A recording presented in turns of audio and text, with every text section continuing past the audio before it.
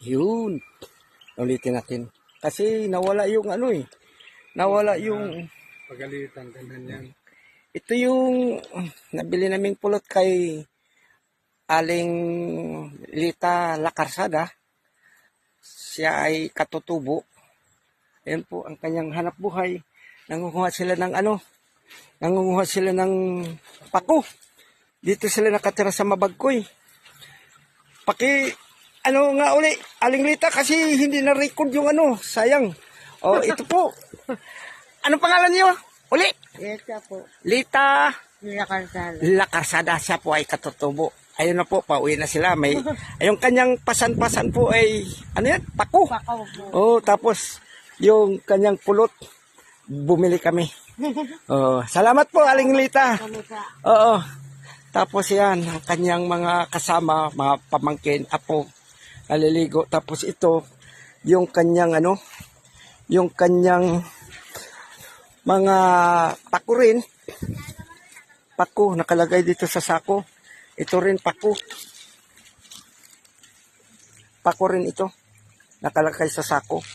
Ito po yung kanilang pangkabuhayan na mumunguha sila sa gubat. Yan, mga pako. Yan. Bukod sa pako, nanguha din sila ng pulot. Ito pala apo ka ni Aling Carlita? Ang pangalan nyo? Janre po. Janre. Ano apelido mo, Janre? Coral po. Ha? Coral po. Coral? Kaano mo si Kunsal? Coral? Nag-aral ka? Ano? Anong grade ka na? Grade 6 po. Saan ka nag-aral dito? Oo. Oh, buti. Doon ang bahay nyo? Opo. Oh, kasama kayo ni nanay? Oh, okay. Mag-aral ka ng mabuti, ha? Oh. Ayun na. Bal. Ayun. Ayan si Bal Abinsay. Ano masasabi mo, Bal, sa kanilang hanap buhay? Mga katutubo. Kailangan tulungan sila. Ayun nga, sana matulungan natin sila dahil yun lang kanilang pangkabuhayan na mahirap din. Ayun nangunguha sila. Naliligo sila ngayon. Okay. Naliligo sila ngayon nandoon. Mamaya uuwi na sila sa kanilang bahay. Tapos ibibinta daw nila yung mga kuha nilang pako. Okay. Ano nga pala pangalan mo? Marvin? Marvin. Ano apelyido mo? Bautista? Oh, kita mo, Bautista. Marvin Bautista. Tapos hindi pa siya nag-aaral. Bakit ka nga hindi nag-aaral? 10 years old ka na? Hindi pa raw siya nag-aaral. Tapos yun. Anong pangalan yung isa? Lalaki? Ha? Tumbi? Anong apelyido ni Tumbi? Anong ko mo? Anong kunin? Ha? Anong kunin? Yung doon kayo nakatira kay Nanay Lita? Lahat kayo? Hindi po po kami nakatira. Doon kayo nakatira. Kaya po kami na-interview ng mga kami po lahat na po yan. Kilala mo si Robin?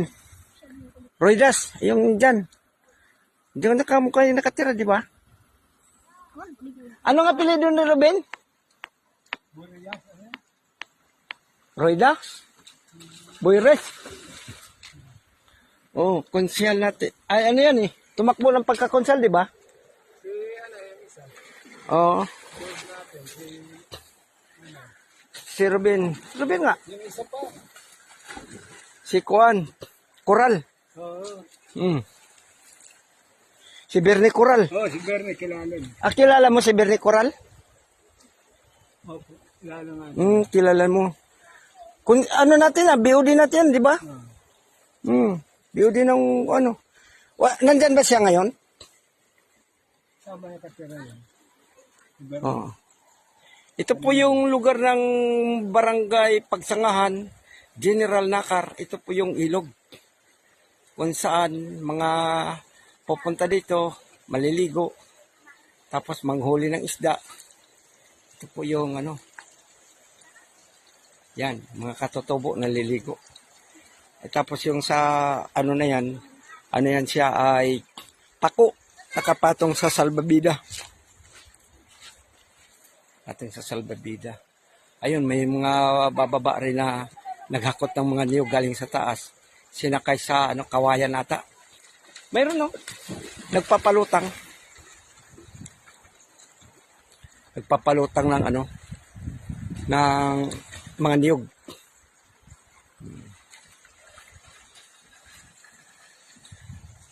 Pwede matanong, anong pangalan mo, ma'am?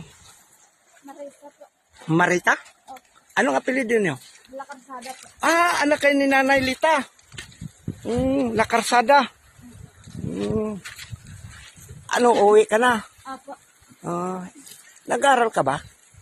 May asawa na po ako. Oh, ibig sabihin, hindi ka nag-aral. Oh, ganun ba? Ilan niyo? Ilan ang anak niyo? Ano, Marita? Dalawa. Ito anak mo? Pamangkin mo. Sige, ingat kayo ha. Ayun. Anak ni Nanay, ano yun, Lita. Lakarsada. Ayan, pababa na rin sila. Okay na. Ito naman yung aking motor. Dito nakaakyat. Ginagamit namin panghakot ng ano, ng buhangin. Yung mga buhangin na sa baba, ng mga nakasako. Oh, tapos, dito, ang daanan paakyat doon. Dito kami kumukuha ng buhangin para gawing yung kalsada. Tayo na, Bal! Tapos, yung kanina, ito yung pulot na bili ko kay Aling Lita Lakarsada. Tapos bumili ko ng pako. Ayan. Yun lang ang aming bili doon sa Katutubo. So, ngayon aakyat naman kami sa taas para gagawin yung aming obligasyon para sa gawa ng kalsada. Tapos, ito pala yung aking ginawang pispan-pispan. Yan. Patubig. Hinaharang ko. Yan. Yan. Malinaw. Dito kami pwede maligo. Yan. Sabon, nando doon. Tinago lang namin ng sabon. Ayan na. Yan. Dito kami naliligo. Tapos bukod dito, doon sa taas din, mayroon din kaming paliguan. Ngayon, aakyat na kami sa taas. Kasi aayusin namin yung aatagan namin yung kalsada. Ano masasabi mo, Bal? Sa oras nito, dito tayo. Uwi na tayo sa taas. Aatag tayo ng ating kalsada. Bigyan tayo ng kalagasan ng Panginoon. Yun lang daw. Araw-araw. Sa araw-araw. Yan si Bal Abinsay, Board of Director ng Ginason Pilpa. Kami po ay aakyat na. Para mag-umpisa na naman kami uli doon sa aming gagawing pag-atag ng kalsada para masiminto. Maraming salamat po sa mga nanonood, mga kaibigan ko dyan. Nandito po ako sa General Nakar, Barangay Pagsangahan.